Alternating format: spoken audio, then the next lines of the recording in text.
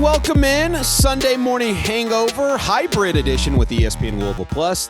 He's Justin Soforo. I'm Phil Baker for the first hour here on SMH. Appreciate you making us a part of your Sunday. A crazy end kind of to the summer. School starts this week. If you're a JCPS, I'm trying to wrap my head around that. I know Soforo's kind of been the same thing with the Cal La Familia rocking that hat, but it's hard to believe that it is already August. I cannot wrap my head around that. It's just a crazy sentence to utter as we kind of gear up for everything. But Soforo, how are you? How was vacation? I feel like I haven't seen your face in a while. Oh, it was great. I'm sorry you missed out on a little Justin Soforo here. At least my voice over the airwaves, or when I say the airwaves, probably more the EL Plus streams. But especially lately, it's been great. We went down. I didn't get to do the Crab Island experience that the Phil Baker family did. I man of three kids. It seems more, like I said, I'm just looking at it optically from the outside. It looks more like something I would have done during spring break. And I got children I don't trust to not. Well, I wouldn't come back with all three. Of this. That was the beauty of this, is that you have the ability to, like, there's a college area for sure over there, but then there's definitely like a kid friendly area, and it only comes up like to their, not even to their waist. Like my 4 or 5-year-old now, because she could touch like where she was at. But I'm with you. You're outnumbered, so I get it. Like you don't. Yeah. You're outnumbered with 3 kiddos. No, so definitely. It was great, though. I love getting down there. Seaside, Santa Rosa, Destin, Fort Walton. I love that area. It's just something about it. I get rejuvenated when I get down there. I used to, oh, look, there go the white trash people from Kentucky heading on down to Destin. That's what we do. Now I'm white trash and enjoying Destin. I love it. It's beautiful. Look at you morphing into a true Louisvillian and going down there. So, like I said, he's Justin Soforo. Nick Kern set to join us probably in the second hour coming up here in a bit. If you want to give us the station a follow, at ESPN680 / on Twitter or X, or if Justin Soforo, Phil __ Baker, working on that double underscore. A ton of things to dive into. We can react to a plethora of nonsense. I know Soforo hasn't got an opportunity to talk about the media or lack thereof streaming, which I struggled with this last week. And I was like, and we got a few people on the text line, but I feel like it was outnumbered, but I never know how vocal this is. But when I see like CL Brown and Eric Crawford, it penetrates like their world. I'm like, okay, it's not us. They are very level-headed, not gas bags with this. So I know Will Hankey, ESPN Louisville intern, did a breakdown of what he saw there, which, good for him for doing that. I think that was wise of him to do that. I don't know if he was given permission, if he just went rogue, but regardless, good on him for doing that and getting a breakdown. I want to talk about Pete Nocta being elevated to the GM. That has all the juicy storylines to that. You could talk about, where Louisville is predicted to finish in the ACC now. If you haven't seen that, Isaac Brown making first team. And, I think the third betting choice to be the, player of the year in the ACC. Want to react to that and tons of other things out there. Now, Soforo, I was on with Andy a few days ago, and he was already tired of it. So I struggle with this because I don't want to beat a dead horse when talking about this topic. However, I know you have a lot of opinions about this, and you have an opportunity to talk about it. But I'll kind of set it up. And for those that I think in the week and when it was about to happen was probably at the most vitriol that a lot of people had about not being able to stream the game. And look, shout out to the guys at State of Louisville. Like, they had fun with it. I know we were having fun with it. They had I think they said about 6,000 people on Twitter doing their live cast. We were having fun with it, with like Nicky the Boot doing his reaction to it. We had fun with, giving a live update with Flory Badunga Jam and just reading it on the take with Andy. So, like, there's creative ways to be fun with it. And I understand the easy take is like, oh my goodness, this isn't anything that, it's 2026. It should be on a streaming platform, whatever. That's been beaten with a dead horse. It's more so me. I'm going to make this point about like what I did when John Calipari and Mitch Barnhart had their breakup. What was the one thing I said about Mark Pope? And I know Louisville fans don't want to hear this. He was it felt like Mitch Barnhart could manage him, right? Yeah. Like, he was more manageable than the bull in the china shop, John Calipari. Mm-hmm. This is one where, look, year 3 for Pat Kelsey, and I know still a lot of people really like what he's done just because it's different from the previous regime. This is one, and kudos to Pat Kelsey. I'll give him credit for, getting the clip from CL Brown, and shout out to Brooks Holton for going down there and getting the clip, is like, Dana Brown, the SID for Louisville basketball, asked me like 2 or 3 times if I really wanted to do this. And he fell on the sword for this. But this is one where, and I'm not saying this is Dana Brown's job, maybe someone, above her, the administration just is like, yeah, I'm not asking you, I'm telling you. Like that's how I took it, when you could talk about whose fault it was, not having a streaming partner, not picking up the Flow Sports or ESPN not showing interest, which I have some insight to that after you get on, your talks about it. But, that was kind of where I left it with Andy a few days ago talking about it. And I understand people want to react to the game and talk about the stat line. But this, Justin, it's different watching the game, being at the game, and then versus just reading the box score of an update. Like, it's Atari. It's much. There's nuance that comes with it. There's the game within the game that all the coaches and basketball bennies talk about it. So I know you've been pent up, so I'm going to let you go. I'm not going to guide you one way or another, but your reaction from the week that was, when I thought for sure someone would come to their senses and they did not to stream the game. Can we just talk about, like, to begin this, I think what a unfortunate, what a sad way to proceed on, to move forward with the University of Louisville. And I understand I am heavy-handed. I have strong takes. I have whatever. But to me, it's like, talk about the juxtaposition of Kenny Klein just passed away recently, right? You want to talk about a guy who understood optics, who understood the fan base, who understood what this program means and why it is so great. And it's just such a switch from what the greatness that we had under him, and the working with the fan base to accommodate them, to put the program, to put the games in front of people in the way that they want to see it, the way that they can support, the way that they can love it. And then now you have, no longer do you have it. It's more evident as the days go by. And I understand he wasn't working for the University of Louisville at the end, but at the same time, such I use the word juxtaposition, but really it is, to move on. And now you see Louisville basketball just kind of, and I don't know how else to say it. I get it, because people come at me. I had some strong takes saying, hey, we're not watching, why can it not be on screen? And so many people, maybe I threw out a little bit of it's Chris Mack-esque, and I really did feel like it. We'll play that, I'm sure, later, the apology by PK, but just so many of the things that PK is doing read Chris Mack-esque, which is, he came in, he removed people from seeing, you remove that access into the locker room and all that. It's just so much of this high horse that I never expected Pat Kelsey to kind of be on. Does that make sense? Like, where I feel like he came in and it was almost like your year. It's almost like your year, a decade in Rick Pitino or Denny Crum. Yeah. Like, I understand, because I think the biggest whiplash effect for a lot of fans that I've seen on the text line and our social media post, because look, I have to remind myself, and Soforo, like you being in proxy and you get the shrapnel too, you got to remind yourself too, we're in it. We're in it.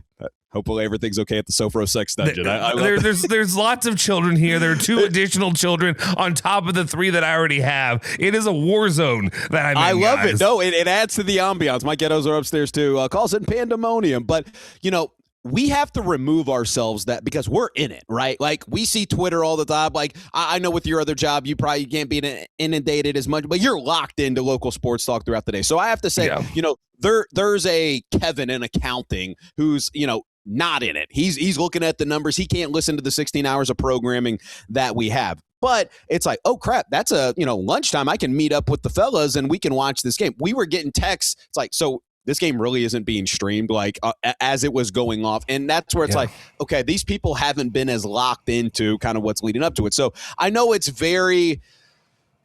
a media story for us, obviously, because obviously we go to send some folks there. And then, you get to the post and kudos to him again. So, Pat Kelsey, he fell on the sword for this. Is a Dana Brown, the Cardinals assistant director of strategic communications, understood the interest level that would be high. Kelsey said she checked in with him on multiple occasions to see if he wanted to stream the games. I just made the decision that we're not, Kelsey said. And I think it was, Dana does a great job over there, but it's he's still the head coach of that. And I think the autonomy that probably the administration, Josh Hurd, and you can talk about, the powers that be over there of whose decision is making that call. Like, that's where somebody needs to be like, you're being outvoted on this one. And I understand you want to put the blinders on that. But and it's unfortunate, too, because and I knew this was going to happen. We said this last week on the show with Nick. Here's what was going to be a thing. You were going to get the highlights from the social media accounts that are go out. And that's great. That's wonderful. But it doesn't. You may get the highlights that are them getting blocked by an intern holding up a pillow or whatever happened that James Strebel went off on. And, maybe somebody who's in charge of social media at a University of Louisville basketball program, maybe look at the videos before you just throw them out there. Like, hey, I make mistakes. I put out some stuff that's unedited sometimes or whatever. Like, I may let something slip. Zachy C may let an F-bomb slip or something like that every once in a while. Maybe for the University of Louisville basketball program, maybe don't put Flory Badunga or Shellstad or whatever, or Shellstad or whoever it is. Maybe don't put them getting blocked by an intern or by a student manager, staff, whatever. Well, and look, I mean, I understand that was his massive diatribe about things like that, and I get it, and I do. I truly. He was right, though. He was right. I'm sorry, Nick. He was right. I'm sorry, Nick. Strebel was right. Okay, sorry. Good. Well, no, you're good. I mean, because I know you've been pent up with it, but then it goes back to the Lock tape that he had out there, and I know not everyone follows Spectrum News, Weather on the Ones, Lachlan McLean. You should. Lock Talk on Twitter. Great follow. I still love him. Yes, I'm kiss it is his tuchus, Sandy Sweetie. Do with that what you want. But I think he put out there is like, it just goes to this. For me, it's like in this rivalry, and when you bring in Louisville and Kentucky, at the end of the day, would this be something that would happen with Kentucky? And Locke put out there, last thing I'll say about the lack of broadcast option for U of L's basketball game in the Bahamas. Would Kentucky ever allow that? And I know people want to go through that prism of saying, well, the red v blue thing. But at the end of the day, there's 0% chance or zero opportunity for the watch. You just know there's not. And I think it goes back to this. It's so unfortunate because, look, when you're looking, I could redo the box scores. I could react to the highlights and everything out there. And I think a lot of times that's what a lot of people, maybe want. And they don't want to talk about this anymore. And it's been beaten with a dead horse. I'm with you. But at the end of the day, it's like this is what has driven the story. And this is what the story is. You can talk about, Deshane Montgomery pleasantly surprising a lot of people from the highlights, but the nuance of it, you're just reading the box score. And in a day and age where, Creighton, he said it perfectly. You're trying to get the butts back in the seat at the Yum Center. You're sending out season ticket reminders and renewals right now. You don't mean to tell me a Flory Badunga, oop or alley-oop that, people get excited with the $6 million roster if it's out there. Hey, here's a good reminder. Here's a renewal for your season tickets. I guarantee there would have been a spike in that. So, I've talked about it a lot, but Soforo, you've been pent up, so I'm sorry to keep cutting off. I'm just going to insert myself occasionally on this topic. No, I appreciate you because you are much more eloquent in the way that you're. Because I have so many just like bleep you is how I want to kind of react as a fan, and the reason is just because this is what you want. We talk about all the issues, everything that has deterred the fans from fanning. We talk about everything over the last decade that has occurred. We talk about all the money that's been lost, all the like you said, the season ticket holders that have fallen off, the people from what you had with Rick Pitino through the Chris Mack era, through whatever the bleep it was with Kenny Payne, and then now with Pat Kelsey. And Pat Kelsey comes in and he immediately, for his doubters, his detractors, people like that come in who are like, why is Louisville basketball hiring a man like Pat Kelsey? He comes in like a man, the most lovable Dixie Highway in Louisville comes in, and he is relatable and he is likable and he does all these things and he says all the right things, but then immediately on a dime switches and acts like he is, like Rick Pitino had the development from being the I'm bigger than you, I'm the person whatever, to being the Louisville man later on until he was unceremoniously fired, which was a giant mistake by the administration. But anyway, and then now you have Pat Kelsey, who is developing in the wrong direction. He's developing in the way of more secrecy, more hiding behind curtains, more doing all these things outside of being a man of the people. And that's why, again, I don't know how many times and how how many different scenarios we have to argue on here about being a man of the people is important. That is kind of part of your job, Pat Kelsey. When you are not Rick Pitino, when you are not a highly honored veteran of the coaching game, you are an up-and-comer in the sport, and you are lucky enough to be at the helm of one of the Rolls Royces, or maybe not a Rolls Royce, maybe it's more of a give me a secondary one. Give me a Mercedes. I would say what's a Lincoln Navigator? Is that like out the fridge? Is that a good one, or Cadillac Escalade? It's not a Bugatti or Lamborghini, but like it's up there. It's nice. You're pressing the 100K route when you have that. Exactly. Yeah. You're on that kind of playing field right now for a little bit. It's still a damn good car that you can keep going. But the problem is, when it comes to the fan base, if you want the support, you got to do the right things to show them that you are the man for the job. And unfortunately, this is another one of those scenarios. I'm sorry. It wasn't like Louisville had this tremendous end of the season. It's great because of the Shellstad and Badunga commitments shortly after the season ended that you're able to win back a lot of that goodwill, and people kind of get, I see a lot of the fan base, I know, because they're all adding me when I have a complaint on Twitter, which is just, they come back and they say, hey, give him time, give him whatever, all these things. And I'm like, buddy, did you forget how the season ended? Did you forget that we went through the entire season and it took to the very last game of the regular season to get a quad 1A win at the University of Louisville, a program that you go out there back in the Big East in the old days and playing in whatever in the ACC, and even Chris Mack did it, where you compile lots of great wins, but we hadn't had any of them this season, and the best one we got was that Miami win, and then we got shellacked by them a ACC tournament 2 games later. My main issue is this, and it's just like, I think we need to continue. The fans are forgetting the standard of Louisville basketball. Like, I go out here and I have all these like my point is, I am a Louisville basketball fan. I want to watch Louisville basketball. That was an opportunity to watch Louisville basketball.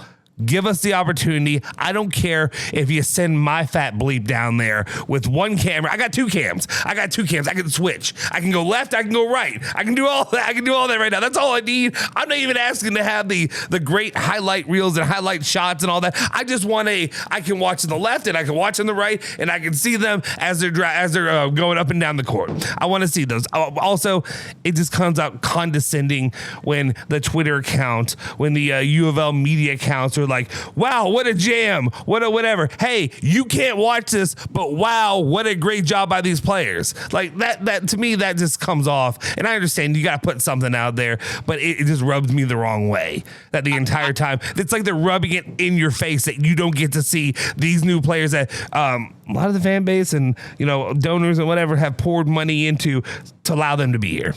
And I'm with you on that. And here's the thing, if it is Pat Kelsey, what was kind of conveyed to me after we did the show last week was there was an instance where it's like, okay, there was a lot of hurdles, and when the game got down to like one game, it was like, was it worth it? And my point and counter would be, you were shopping it to ESPN, and if you didn't want any eyeballs on it, let's play the Bobby V grant you the argument. If you were initially shopping it to ESPN, there were going to be a ton of eyeballs on it, regardless of what platform that's on. So I debunked that. It felt as if you tried to go the Flow Sports, which I know Arkansas and Texas A&M are doing, that's like $29.99, whatever. It may have just been like they were losing money at that. But you can't say that when you're having a $6 million roster or whatever, or paying a player, or Flory Badunga, whatever the reported number is, in a $22 million roster. So there's that. And honestly, like I hate like patting myself on the back, like, I kind of know how this works when you're pitching something to ESPN, the mothership. Like, again, not comparing the GOAT races to, like, so for those that don't know, like, the ESPN Ocho is coming up here in a few weeks. They are, when I say Soforo, they are constantly looking for any sporting event programming with a pulse. It's the bare minimum. And I understand, and you can counter me with the ACC stuff that's coming up in the contracts that they have there. I can tell you with about 97% certainty, It may not be on ESPN1. It may not be on ESPN2. It may not be on ESPNU or News or the ACC network itself. They would, with 100% certainty, if it was an in-house feed, they would have picked it up. And I can tell you that just because it has a pulse and it's a decent enough production, they will pick it up. Especially at 2:00 in the afternoon thing, they would have picked it up. I worked with enough people at that level that I know that they would have picked it up. So I don't buy that. Would it be like the SEC network with the A broadcasters? No, but it would have been an in-house production that they would have taken the feed. No different than what they do with a Bellarmine A Sun game or what they do with the Louisville women's softball game. They would have picked it up. So I disagree fundamentally when they said there was too many errors. It may not have been on the mothership, but they could have fought more for that. So I know that was out there as well. And I hate it because it's like I wanted to talk about, Flory Badunga and what he was able to do, in this. And Deshane Montgomery, who, I feel like has kind of been the trendy hipster pick of, a guy that Louisville fans are going to like. And it's just – we can just go off the highlights that we saw there. And I hate that this negativity kind of surrounds this entire thing. But, I think Isaac Ellis has a massive social media following. I think a lot of people would have gravitated to him. I think, even though Jackson Shelstad kind of struggled shooting the ball, Will Hankey's breakdown, he said he did a lot of good things on the court. You can't do that and have that reaction unless you're there, because you're just looking at his box score and going 3 of 13 and 1 of 9 of threes. And that's unfortunate. Yeah, you're only hurting your own players by not allowing guys to kind of like also. And real quick, the player point. That was the last thing I had on my notes, and I'm sorry. This is the last. When you're paying them this much money, you're probably pitching to them that the amount of visibility that they're going to get too. You know what I mean? So I understand. October, November, the game against Kansas, that'll be a storyline when it's picked up, and this will be not forgotten about, but it'll be weaponized if it doesn't meet the expectations that's there. But at the same time, what you run into is that you sell Flory Badunga, Jackson Shelstad, like, well, you're coming here due to the visibility, and this is not the right foot to start off when you're not giving them said visibility.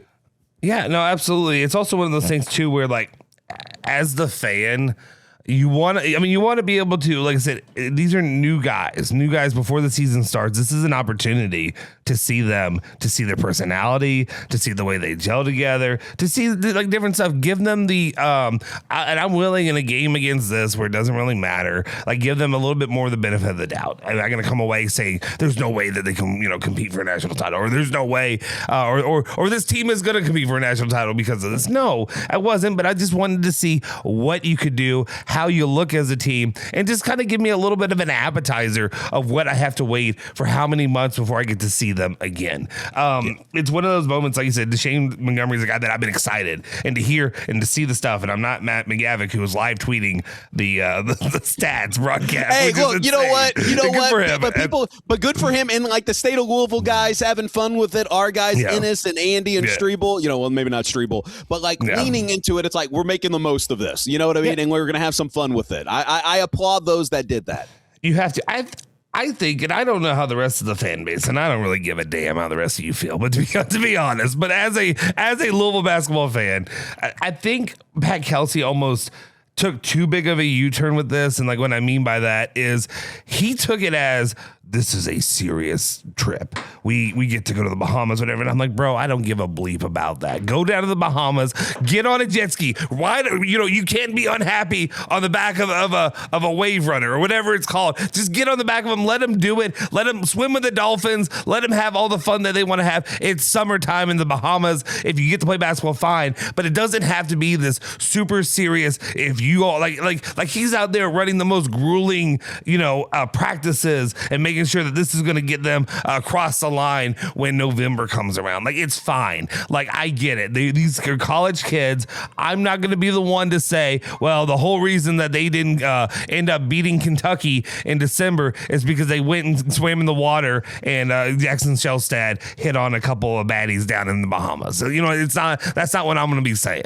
Like let them have some fun. That's the point of the trip. If Mark Pope or whoever went down to Italy last year or the year before, or whoever did that, Go see the Riviera. Go down to Cinque Terre. Go down to whatever. Like, it's an experience. These kids should get to do it. I don't need we're super serious and this is going to be hidden behind a curtain, a black wall where you can't see because we are working them to death. And I don't need it. I just don't. Let them have fun. Let them go out there, but also let us watch the damn games. That's all I ask. Yeah, and look, I mean, I can read Eric Crawford's deep dive into the CL was on, Andy and with Drew earlier this week talking about some of those things as well. So, we'll react to those, and I definitely want to get, insight from what those guys, and Brooks Holton, I think, did a fantastic job talking about, who some of the pleasant surprise there. So we can regurgitate what they said and their thoughts about it as well. Reminder coming up after us, Reds and Pirates, 110 right here, ESPN 680, 105.7 ESPN Louisville app, 6:30 Dodgers and Red Sox for a little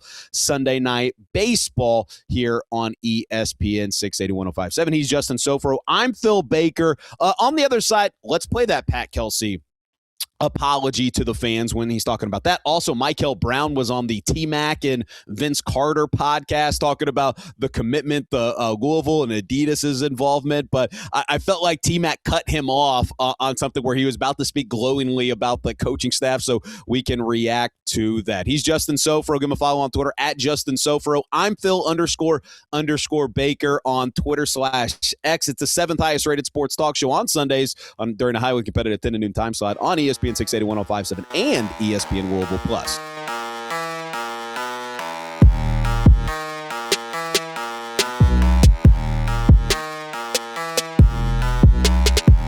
All right, welcome back. A little hybrid edition of EL Plus Sunday Morning Hangover. He's Justin Soforo. I'm Phil Baker. Nick Curran set to join us here in a bit. Be sure to like and subscribe on YouTube. Justin Soforo, Andy, and myself trying to do a lot with the video components here in the coming months. So hopefully we can get that off the ground. Appreciate Soforo's hard work and persistence trying to get this out there. So we're the guinea pig for a lot of this stuff, the Sunday morning show. So if you want to see what we look like, what Soforo's sex dungeon looks like, be sure to see that on YouTube. I'm in the Baker bunker today, so be sure to like and subscribe there. All right. So, yeah, it was media, not stream the game. That was kind of the talk of the town throughout the week. I know Eric Crawford was on, CL Brown was on.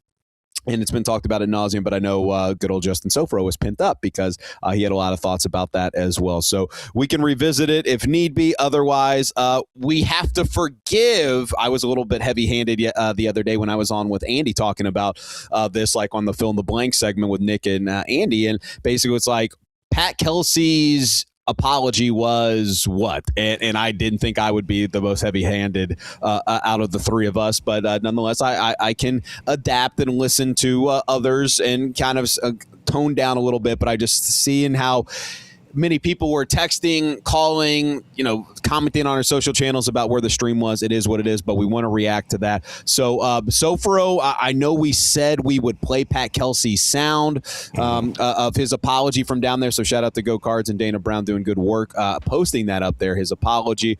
But if you have that ready to go, we can play Pat Kelsey's sound as heard throughout the week. Here's what he had to say about not streaming the game on ESPN 680, 105.7. One of her idols and mentors was the great Kenny Klein. And it was really cool that we had a moment of silence for Kenny earlier, but she keeps me abreast of, she's got her finger on the pulse of a nation, of Louisville Nation, of Cardinal Nation, and I'm well aware that people are upset that we didn't stream it. All I can do is probably on the back end after we made that decision, apologize. Probably looking back, seeing how passionate everybody is about it, probably should have done it. But everything this summer was just about doors closed, blinders on, let's grow as a team, let's get better. It's been about us and business. And that was my mentality when we got together on June 5th. We decided to come on this trip. It was going to be the same thing. But I admit when I'm wrong, and I can be convinced otherwise. And Dana She's the best in the world at what she does, and she asked me on 2 or 3 occasions whether I wanted to do it, and I just made the decision that we're not. I apologize to Card Nation. Next time we do this, we'll promise we'll air it. Pat Kelsey via Go Cards, so obviously giving the shout-outs to Dana Brown for kind of pestering him. I don't know if that's the right word, but just kind of letting him know the temperature of this conversation that shouldn't be the conversation at all. But look, when I was on with Andy, I said it was a little tone deaf, and I was probably a little too heavy-handed because, a wait-and-see approach is probably the more level-headed thing. Like when you're not angry, it's like, look, it won't matter if they're making a deep run in March. It will be weaponized if they are not, and it will be lumped together with other items throughout the messaging of it. But, after a few days removed from it, he said everything. This is my crutch whenever I'm talking about it's the final rap battle in 8 Mile. You know what I mean? It's like, I'm going to say everything you're going to say about me. And he's like, look, yeah, I should have streamed it. My mom was mad at me. I am a bum. I'm kidding. He didn't say that part. I do live in a trailer park with my mom. But I'm kidding. He didn't say that either. But, I said it was tone deaf, and I maybe need to commit to it a little bit more because it's like that one friend you have where it's like, this is a bad relationship for you. You going back to this is not going to end well for you. And that's kind of like what people around him said. Like we're telling him, like, hey, you not airing this is not going to end well for you in terms of the public perception of that. And look, social media clips will go out, people will share it, people retweet it, and it'll be fine and dandy. But make no mistake about it, it will be weaponized if it doesn't meet some of the expectations of some of the diehard Louisville fans that are out there. I think your terminology is spot on. I think tone deaf, and not just like tone deaf as the way it's presented and all that, but no, tone deaf in the way you said it, like the way he said it, like that to me. I have children. I deal with petulant children yelling and screaming because they want toys, they want all this stuff. I get in fights with my youngest because he wants to go with me and Luca to football practice, and he's allowed to, but he can't cause problems. He can't overrun everything and scream and yell and whatever, do all this stuff. It's what I'm seeing here from PK, and I put this out on Twitter, and this is the thing that I'm referring to earlier, where like the Louisville fan base, I don't know like what separates us so much, but what I saw out there did not ring the same to me. Maybe it's because I'm a parent and I'm used to being kind of talked to differently by my kids when they're not really feeling the apology, when they're not really like they're saying the right stuff. Hey, Dad, I'm sorry. Whatever. Do you forgive me? Okay, yeah, but you sound like you don't really give a bleep while you're saying it. It's the tone. It's how you say it. Like, to me, his tone didn't sound like he really meant, oh, I'm really sorry. It's, I'm sorry I have to say this. Here's the things I said. My mom got mad at me, whatever. Yeah, okay, that's cool. Maybe show a little emotion. I know you got passion. I know you can yell and scream, and I know I've seen, like I said, that video I remember that came off from him doing the Sports Illustrated thing when I was mad at Pat Kelsey. I was not feeling him at the end of the season, but then I saw him talk about how he understands, the pressure here, and he understands whatever, all the stuff, and it was a hype up moment. I know you can do that. You talked. I don't know where you are. Maybe it's because you're in a resort area and you can't yell and scream, and you got to be really quiet. And you got to whisper into it. But everything from it, his posture, the way he talked about it, I said it was very Chris Mack-esque. Chris Mack-esque. I don't know why I keep going back to that because it's hard for me to pronounce it. Cincinnati. There's a lot of similarities out there with the Chris Mack component and just being from Cincinnati. But I'll say this. I'll take it at face value, being a few days removed from it, as they'll be better next time. But again, I think it's a broader discussion. Why is it a Pat Kelsey decision? And that's where it's like somebody needs to step in. And look, I know the administrators are over there probably getting ready for fall sports, and I don't want to do it, but this is your beacon and your steward of the athletic program. Basketball and football have been out there. You can't have these reports of saying you're the one of the top paid rosters out there, and then go on the cheap if that is what you want to be fiscally responsible for sending a one-person crew. And then Jody was there, who was sending back stuff for Cardinal Insider on 93.9 The Ville. So and who has done play-by-play in the past. So we're doing this off your eCam, there's Zoom, there's StreamYard, there's countless ways that you could do it. Heck, I even said, like alluding to the ESPN broadcast, what Oklahoma does for their games with their play-by-play guy on like ESPN Louisville Plus, or ESPN Louisville Plus. Look at me, you've trained me. I say ESPN Louisville Plus on ESPN Plus or SEC Network Plus. they just have a camera on the play-by-play guy with a ticker at the bottom. You could have done that for Jody in his face or your face or something, and that's why I applaud again the state of Louisville guys. So I know we've beaten a dead horse, and I know people are kind of want to move on to it. I want to talk football definitely as well, and that's something that we can dive into as well. Just real quick, I do want to say, like, I'm not making a lot out of it. This is easy to do. Like, this is really easy nowadays. This is not 10, 20, 10 years ago. I was watching kids on YouTube playing games that I didn't want to pay for, that I just was like, oh, well, what happens in that game? And they were playing, let's play whatever nonsense and that kind of stuff while I was at work. Like, children do this, and literally people that are underage are able to do this and afford to put up their own videos and stuff, and they get really big and really popular on it. Like, it's possible. So there's no excuse for any kind of athletic program, anybody who works in this. Even if you're an intern at ESPN Louisville, you should be able to do this. This is not that hard. And again, like I know, credit to our interns that we have. I mean, I know we've talked about it ad nauseum, off air, on air, about some client and partners we're pitching about some things we've been really passionate about. Some of these interns put together this, highly, it looks good video that we're pitching to some of these things, like that an email can't do, or a box score or a ticker cannot do. It's like, hey, here's a 90-second video of what we're envisioning. Obviously, it would be, spruced up for the final product, but this is what we're envisioning, so that way they can see it, they can touch it, they can feel it, and I'm sure you'll isolate that for the mixtape. So, look, he's Justin Soforo. I'm Phil Baker. Keep it locked here to your sports leader, ESPN 680, 105.7, the ESPN Louisville app. Like and subscribe on YouTube as well. Okay, so I think we've beaten it with the dead horse. We can dive and intertwine with it a little bit. Now, did you see the Vince Carter T-Mac interview with Michael Brown? Did you see that circulating out there on the interwebs? I actually missed this, so if you could. Okay, so I think I sent it to you if you wanted to play it. I think it was in the clips so Michael is on, I think their podcast, forgive me, is called Cousins. I loved Vince Carter and T-Mac. I'm actually looking at some old T-Mac shoes that I had from many moons ago, but he was a massive Adidas athlete, so it makes sense to why Michael Brown would go on their podcast with that. But they posed the question talking about why he chose Louisville, and I felt like they teed it up for him perfectly to speak glowingly about Pat Kelsey, and he begins to, and then they talk about something else that goes there as they get cut off. Here's what it sounded like, I think, from the Cousins podcast with Vince Carter and Tracy McGrady with Michael Brown. Why was Louisville the right choice for you? The whole coaching staff was constantly reaching out to me. They were constantly coming to DM me to come see me. And the bag. They just told me, man, in the bag. Don't, Michael, we can talk about this now. We can't. Ho. Big dog. In our day, see, Michael, see, we couldn't talk about this in our days, but today, today, we can discuss this openly. So that's the bag. Don't leave out the bag, Michael. Please, my brother, don't leave out the bag, because I know you got one. Yeah. I mean, Adidas was definitely a part of it. Like, Adidas was a part of it. I got my own 3SSB deal out of it. I got my own AAU program out of it. So, I mean, taking advantage of that for sure.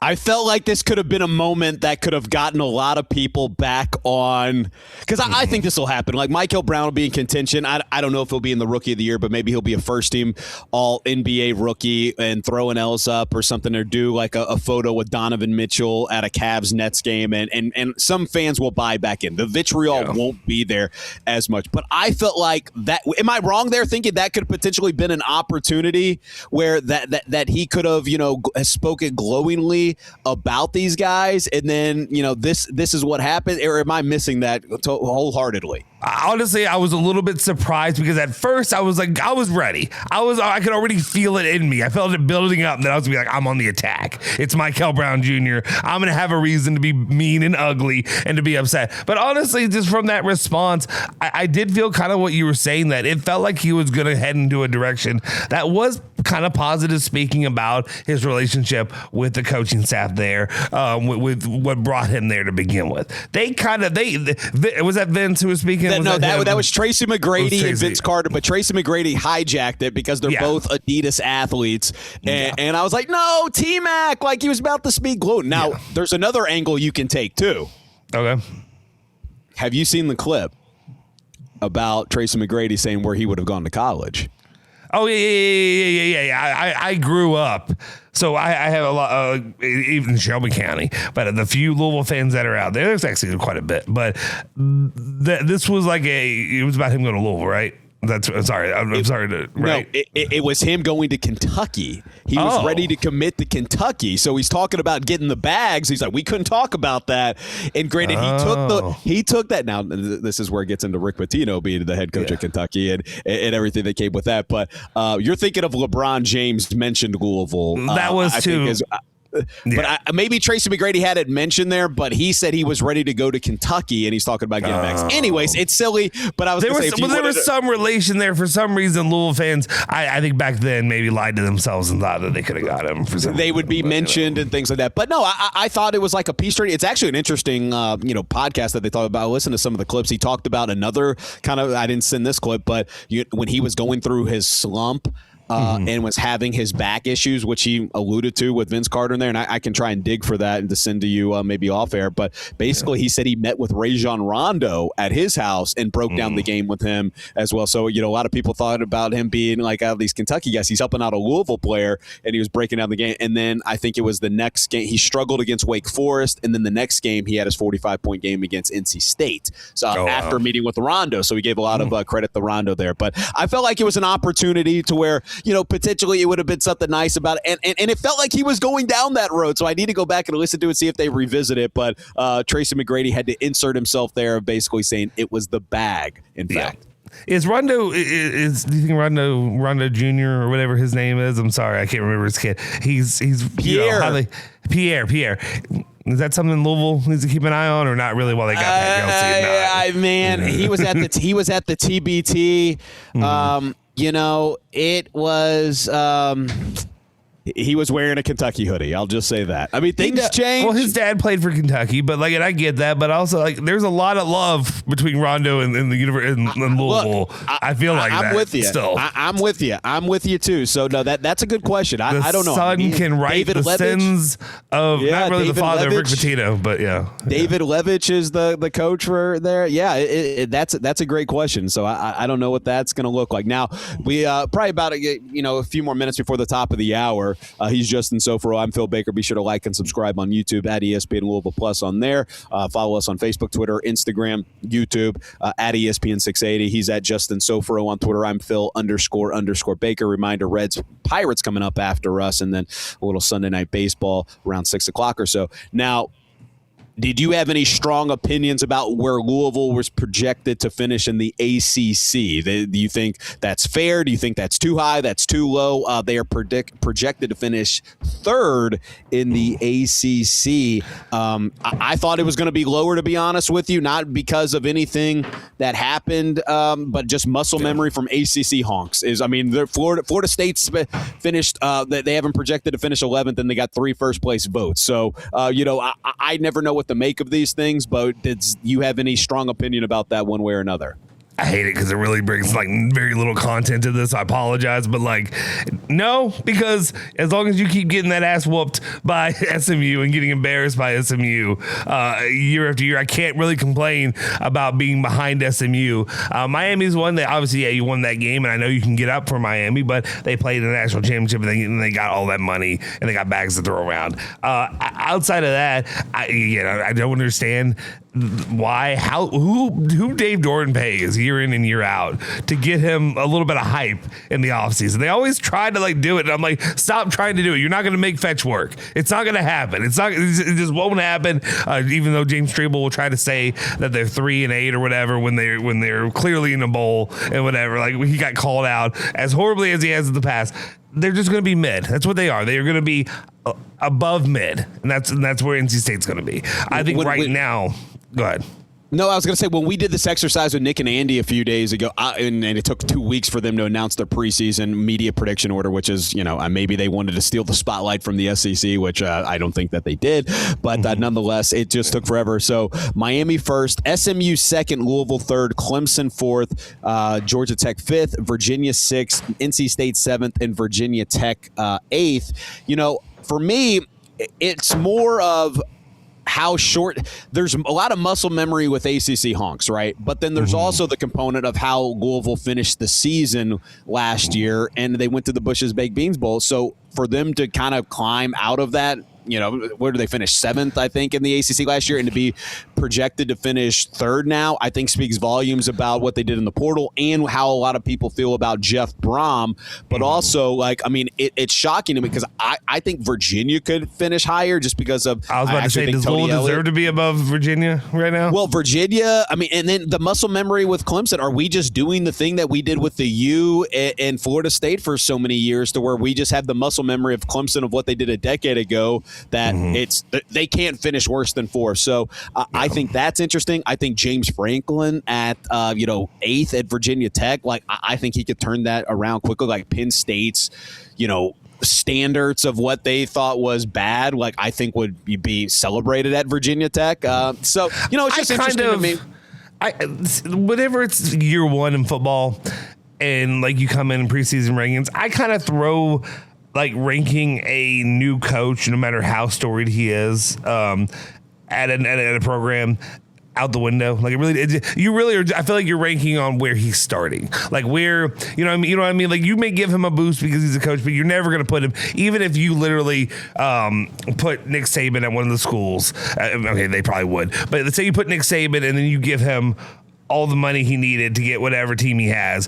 I still feel like you kind of put him where you a couple spots above where you viewed that team last. Does that make sense at all? A little bit? Yeah, no, that's kind of how I agree working in that one. Because I think in the end, you're probably going to have James Franklin maybe fighting there in the end with the top 5.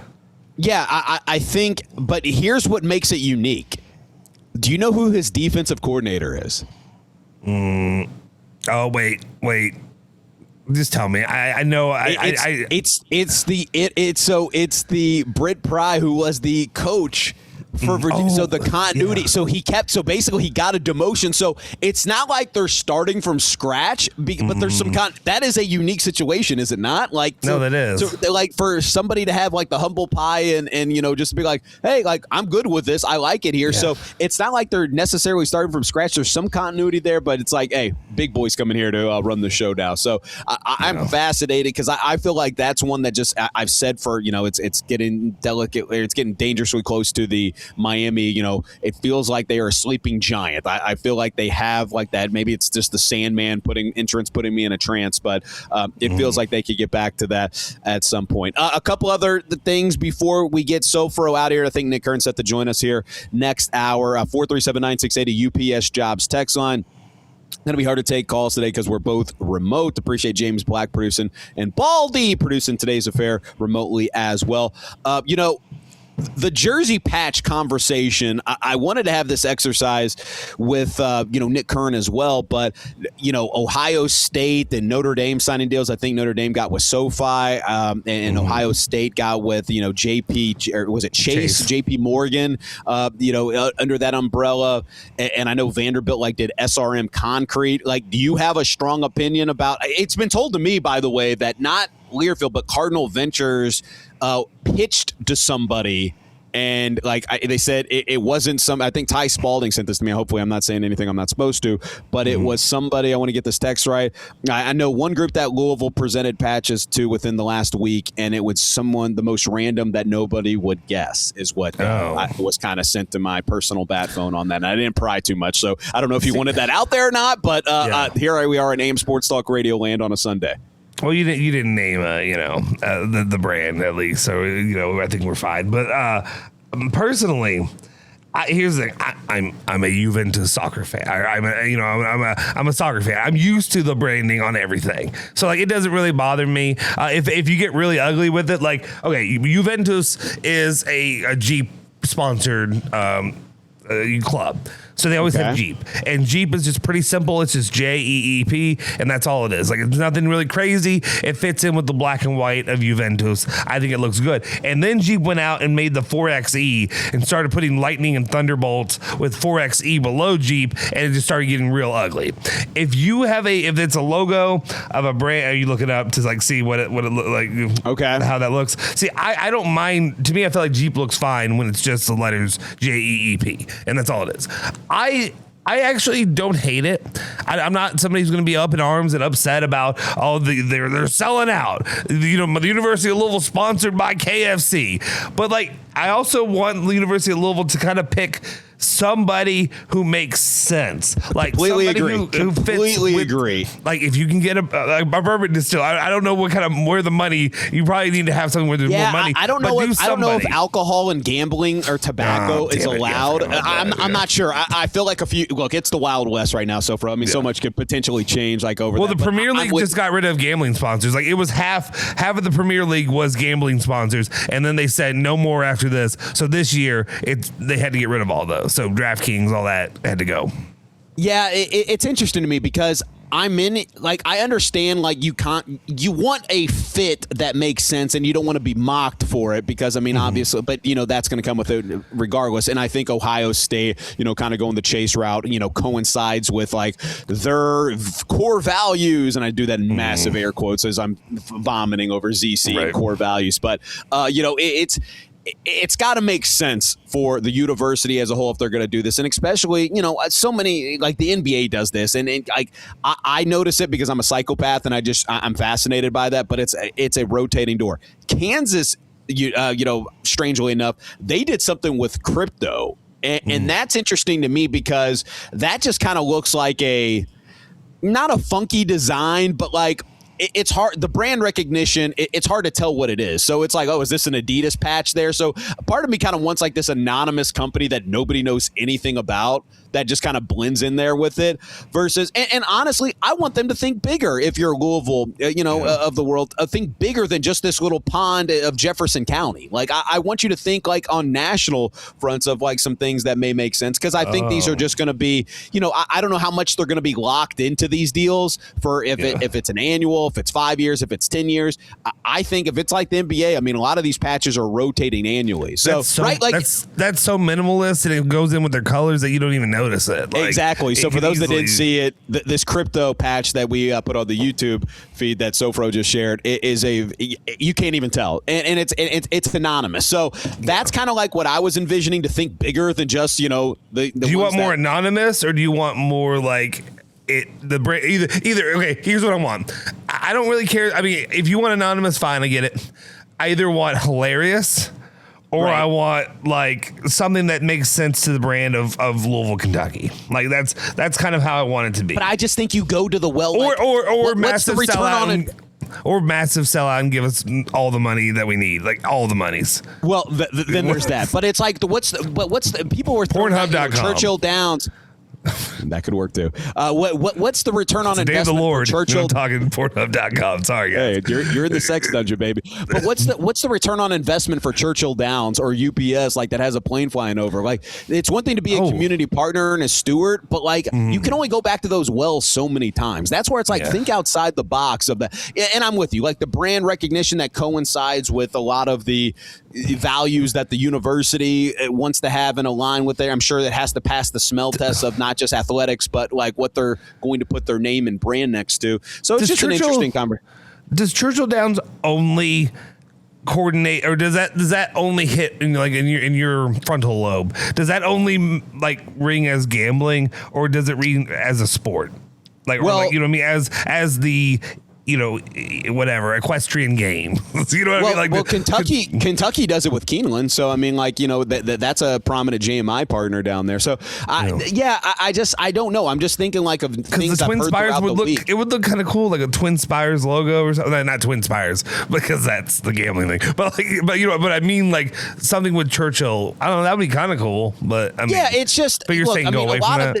Not saying go away with that. I'm just saying I'm open to bigger than just Metro Louisville and Kentuckiana. Like think bigger of like some of these startup companies that may show an interest that may not be able to afford, the UCLA or UCLA's or UCLA or USC's or Michigan brands. That it says, okay, like we want $30 million for that. Well, we can only do $20 million. I mean, I think Louisville, and that's me dreaming big about that. And quite frankly, Indiana with the success of football. What they just had, they're probably going to get a lucrative contract. Kentucky, as a brand, Louisville has to try some different things outside the box, I think, especially with what's transpired over the course of the last decade. Like the brand, young brands leaving the city. But But again, like there's still.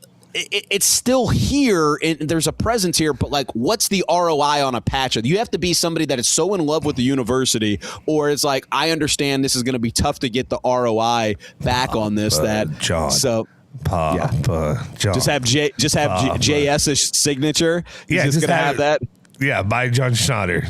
That's what we need. Or who's he working for isn't he like consultant? Working with like Little Caesars or Domino's or something as a consultant or something? I think he's like doing the Portnoy reviewing pizzas, but I have no idea. I think he just does his own thing and he does like a TikTok page. That's all I know right now. But we can dive into this a little bit with Nick Curran coming up in hour number 2 on SMH. Appreciate Justin Soforo getting up early. Oh, one take before I get out of here. One real take. I'm sorry, James Strebel. I saw the Odyssey movie. Not good. There it is. Not good. I loved it. You loved it. Okay, so I've been saving this take for a second. Okay, I watched. Okay, let's be honest. I was doing surveillance, and Twitter had an illegal stream on it. So I watched the entire. Allegedly. I didn't actually go pay to watch it. Whatever. None of my takes, just to be clear, none of my takes are the anti-woke or any anti. Well, they made him Elliot Page. They did that. It's none of that stuff. Artist formerly known as Ellen.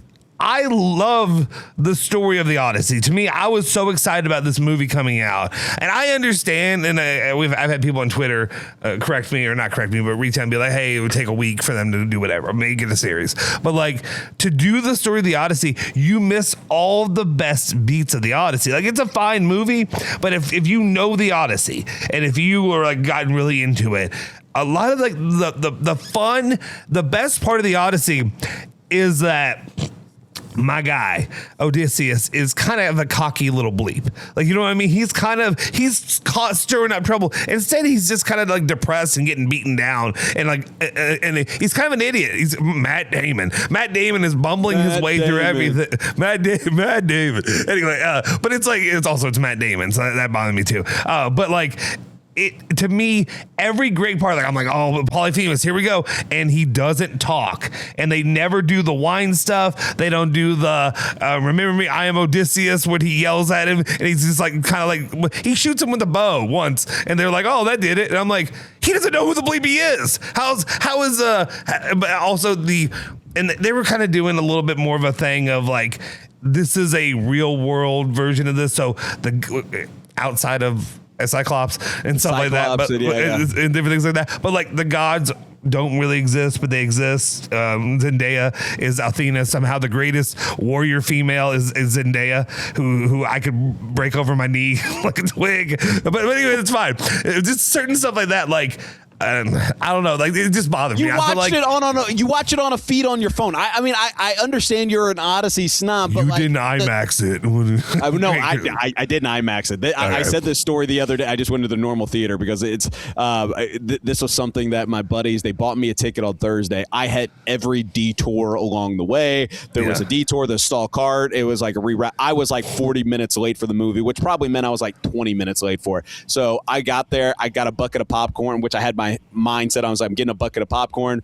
There was only one person working, and the line was like 15 deep, and I was like, I'm not seeing this movie tonight. So I bid it, and I just said I bid the $17, and then I saw it at like a 9 o'clock in the morning showing by myself, and there was like 7 people in there, and it was great. I don't know. It's just all. You watched it on a phone on an illegal show. I still watched it. I still saw it. No, I watched the movie. I would every time they got to a point. I also didn't love the story. And I understand the actual Odyssey is not told linearly. It's told about whatever. It's told in that kind of scheme. I just didn't really like it because I'd rather. And it's also kind of confusing. If you came in, it's not confusing because I know what happens. But like if you don't know what happens and the moving to different times and like back and forth. And then like the sacking of Troy and did he sacrifice the infant? Did that happen in the movie? No. That's the key part of the movie. It starts off Odysseus' journey. He has to make a decision, and Zeus tells him, "Hey, you gotta sacrifice this infant, otherwise Hector's son will come back and whatever." All the important parts of the things that he does that leads Odysseus throughout this journey, and the reason that he kind of ends up on this bleep show of a journey don't happen. So it's just kind of like, hey, this guy just had some bad luck.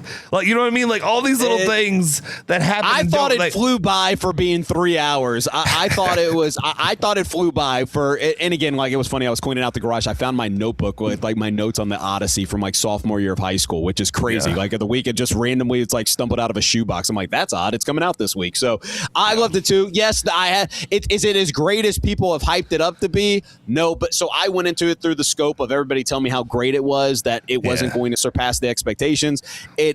It was a good movie, as I think it one of Christopher Nolan's best. No, but I have to applaud, all the lack of CGI for the most part, than just using like a lot of these are puppets. Yeah. Last thing I'll say on it, and then we can get out. But I just would say this is it to me it's the equivalent of The Last Jedi for Star Wars, which is. On its own, optically, if I watch this movie with no connection to anything, no previous history, no whatever, and I just watched the movie, I'd say, oh, it's a good movie. It's a good movie. But being as entrenched with like the Odyssey, being as entrenched with Star Wars, it was like, you got to do it the right way, and you didn't do it.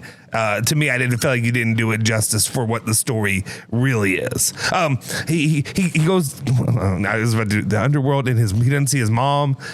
All the beats that like hit, and you're like, oh, they don't happen.